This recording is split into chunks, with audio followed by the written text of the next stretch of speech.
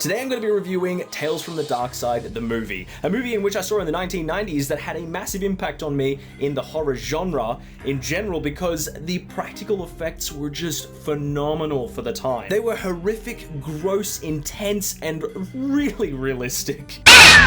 This movie contains 3 different stories, which is wrapped around an overall Hansel and Gretel type storyline where a boy has been captured by a witch played by Deborah Harry. Yeah, Deborah Harry as in... Yeah, that Deborah Harry. Or Blondie, as what most people in the 80s would know her as. Anyway, this boy, played by Matthew Lawrence from Mean Girls, is trying to delay his eventual demise by getting eaten by this witch lady who's preparing a party, which he's going to be the main meal for everyone.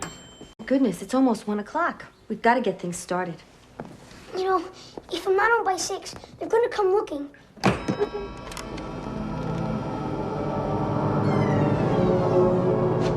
Looking for what, dear?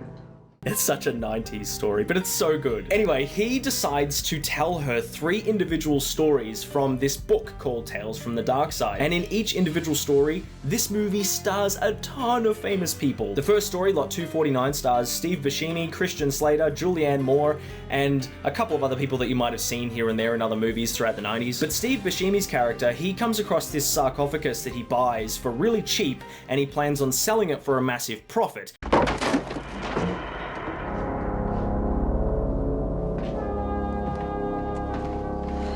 Edward, why would you buy something like this? Because I wasn't born with a silver trust fund in my mouth. I mean, you could actually sell this to somebody for a profit? What else would I sell it for? Which holds a mummy, which in turn he finds a scroll inside the mummy to bring the mummy back to life, in which then he orders the mummy to go out and do his bidding. He looks pissed off. Like he's thinking. He's not thinking anything.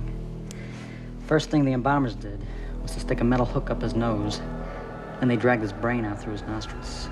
Ooh, that's gonna hurt. It's called mummification. You'll be dead when they do this. For the record, if I don't make it out of here, don't put me down for mummification. This particular story out of the 3 is much more in your face compared to the other 2 in regards to the graphic practical effects and just how they handle everything. Each victim undergoes one of the many mummification processes, which is just... So you can imagine just how gross that's gonna look on screen.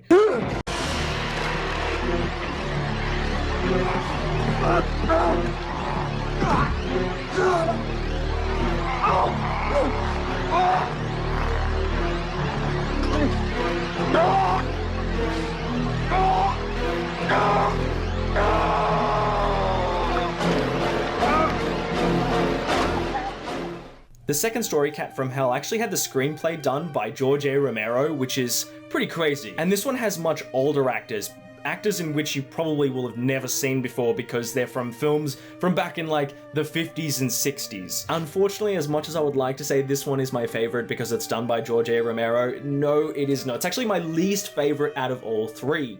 I want you to make a hit. That is what you do, I understand. Who do you want to hit? Your victim is right behind you. Now, you could say that it's probably the more realistic one out of all 3 of them, but I don't know, there's just something about it that just didn't pull me in as much as the other 2. This one's about an old man who lives with his siblings who are also very old, and they all come across this cat who rocks up at their house and ends up killing them all one by one. No one actually witnessed any of these deaths you described. So what makes you think this cat had anything to do with it? I'm sure it killed them. It killed them all. And I'm next. Under circumstances that seem very realistic and kind of, you'd believe it on a day-to-day basis, you know, it seems relatively suspicious, but I can't get over the finale of this particular story. It was so...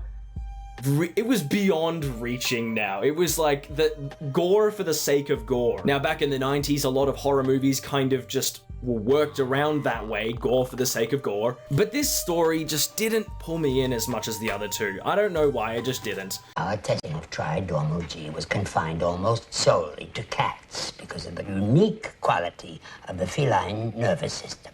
So how many did you eliminate? 5,000 cats. 5,000 of your little buddies get wasted, huh? And they send you back to settle the score with Drogan here. Don't make light of it, Halston. I warn you.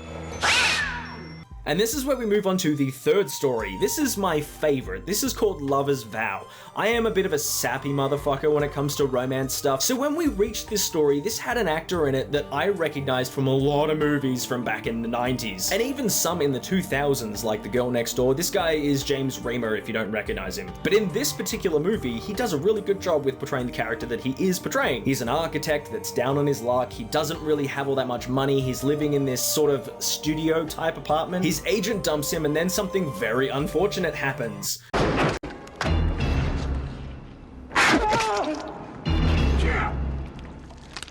Help me!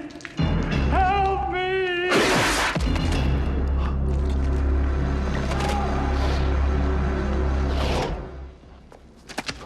Jesus!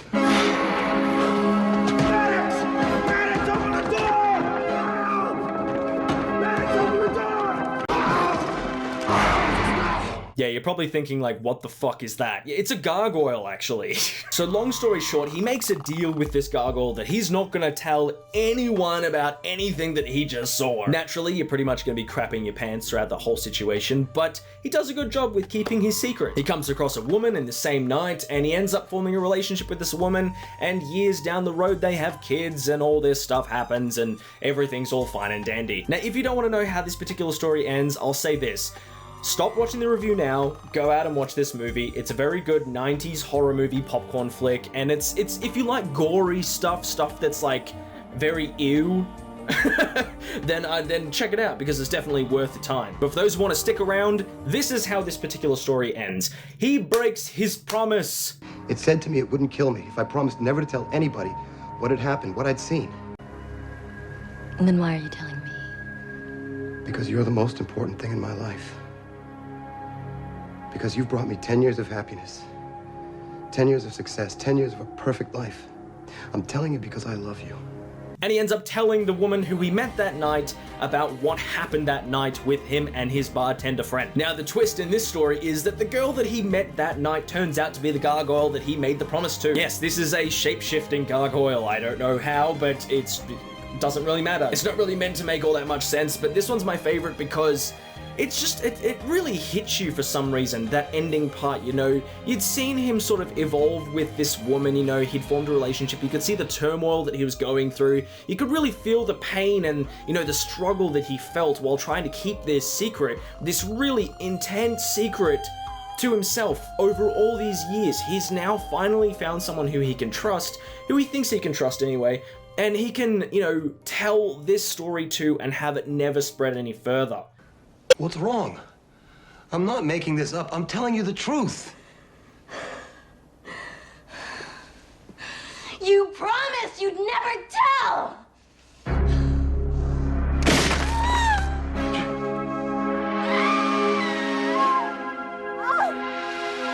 But when he tells his partner about this situation, she turns out to be the gargoyle, and she changes into the gargoyle, and it's very gross and graphic and very realistic. But because he broke his vow now with this gargoyle, this very monstrous, supernatural-ish type creature, now the gargoyle has to kill him naturally, and their love will forever be living in the two little gargoyle children that they had. But unfortunately, they're going to be broken and frozen on the top of a church or wherever it is that they were frozen. But hey, you know, that's my favorite story. It's a really good story, and it's really well pieced together. You know, it's not boring or anything. It really keeps you engaged throughout the whole thing. It can't be!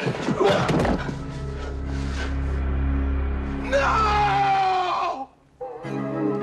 Oh. I'm so sorry. Carola, I loved you. and I loved you too. She broke your vow, and that sealed our destiny.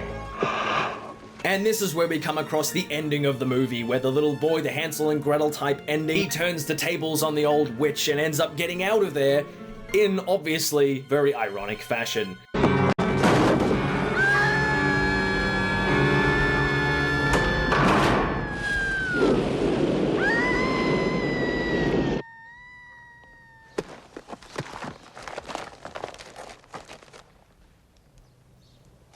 love happy endings.